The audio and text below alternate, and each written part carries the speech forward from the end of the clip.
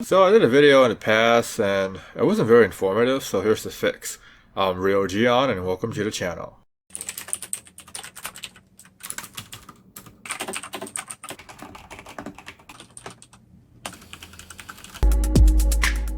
When we're talking about specs, pound per pound, dollar per dollar, you're getting the exact same SoC, Snapdragon 888. Now the difference is with the memory and RAM. If you're going with the Flip, I highly recommend you swing for the 256 gig because it's like 50 bucks more and you get twice the storage for things. On the Flip side, you get 8 gigs of RAM, and on the Fold side you get 12 gigs of RAM, and on the Fold you start off with 256 gigs with the option of expanding it to 512, which is pretty sweet for most people that store a lot of stuff on their phones. Personally, I rather they have 1TB option like the iPhone, but this is okay for what you're getting. No microSD expansion, but there is a workaround for that. It's not the best solution, but it does work for me. My workaround for no microSD is the USB-C thumb drive. I'll put a 1TB one down in the description below so you can check them out. So basically I load up the thumb drive with ROMs and transfer them when I want to play games on the thumb drive, and transfer the ones I don't want to play back to the thumb drive. I know it sounds like a hassle, because it is, but this is how I'm able to get to have large screen gaming experience and have it be portable. Also no headphone jack, but both you and I probably at this point, and nobody else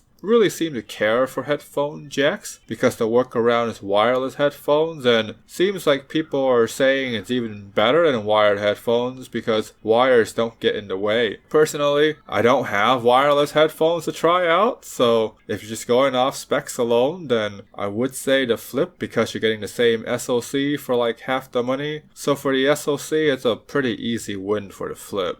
For the cameras, I go with the Fold simply because there's the extra telephoto lens. Personally, I don't use telephoto lens, but just off the fact that there are more angles to play with makes the Fold more flexible than the Flip. There's also the under display camera, which is a cool party trick, but ultimately that's pretty much it. Cool party trick. So I don't recommend people using it because I guess it's better than not having any cameras at all, but it has what it's going for, which is nice. I'm pretty sure you heard of this one before, but comparing specs to specs, these are not the best cameras Samsung has to offer, but this does pit off a lot of people that are spending the big bucks for the Fold 3. For the Flip 3, you can justify that this is because the money is going towards the flippy side of the phone, so technically the phone is cheap compared to other foldables in the market, so I guess the Flip has a pass. Honestly, in real world usage, the cameras on the Fold is good enough, especially when it comes to video. I don't think photos I did take seem great to me. It has the typical Samsung look for most people tend to love, myself included. So honestly, I'm happy with the camera, but I understand that people are pissed because they're not getting the best camera for the top of the line money. For the cameras, I'm gonna give the win to the Fold 3 because there's just more of them, which makes the phone more flexible.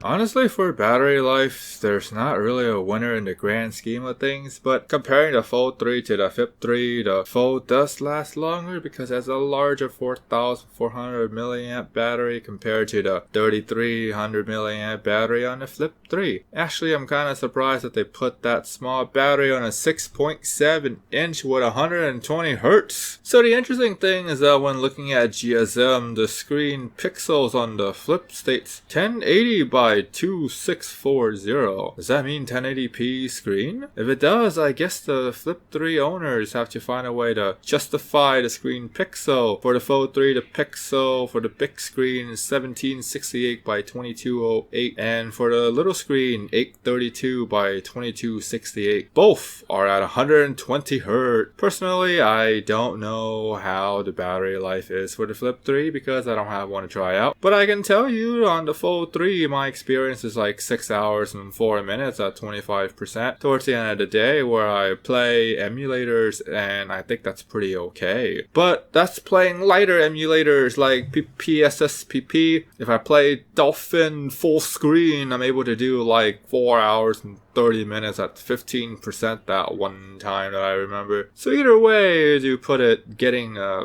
power bank is something that I highly recommended. I'll put a link down below for you to check out the power bank. It's small and it's got a kickstand. So is the battery life trash for the Flip? I don't know. But for the Fold, I find it about average, slightly below average, but I'm putting the phone near max brightness at 120 Hz while playing demanding emulators, so I don't think most people would do that.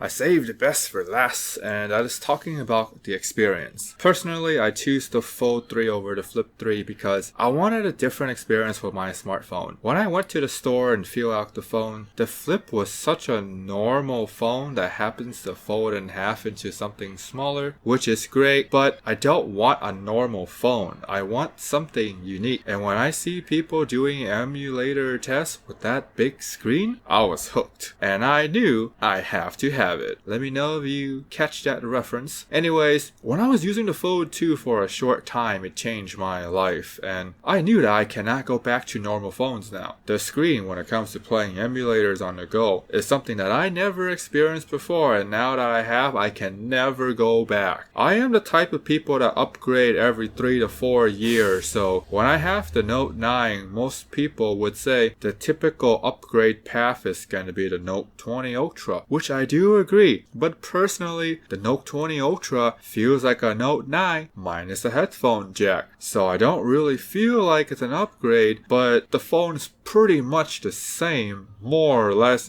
more hardware, power, bigger screen, all that slightly incremental stuff. So I knew that when it comes time for an upgrade, I wanted to make sure that it was something significant. Also, I have the Exynos Note 9, so I have the weaker Note 9 as well. So the jump from a Note 9 to a Fold 3 is like a monumentous leap for me, so I feel like it's worth it. Also, the trade-in value isn't that bad considering how old the phone was, and I had the weaker Exynos version. If I were to upgrade to the Flip 3, I think I would regret it because I would think about the Note 20 Ultra and the Fold 3. If I were to upgrade to the Note 20 Ultra, I also think I would regret it because I would be thinking about the Fold 3. So I upgraded to the Fold 3 and I have no regrets. I am really happy with this phone. There were so many times when I would get on the phone just to experience the screen and play emulators. So that's why I'm going with the Fold 3 over the Flip 3. Yeah, it wasn't as in-depth of an analysis as I like, but I feel like it paints a better picture than what I did during the video during my Fold 2 days. Anyways, if you're new, click the bell, subscribe, thumbs up, comment, and support me on Locals.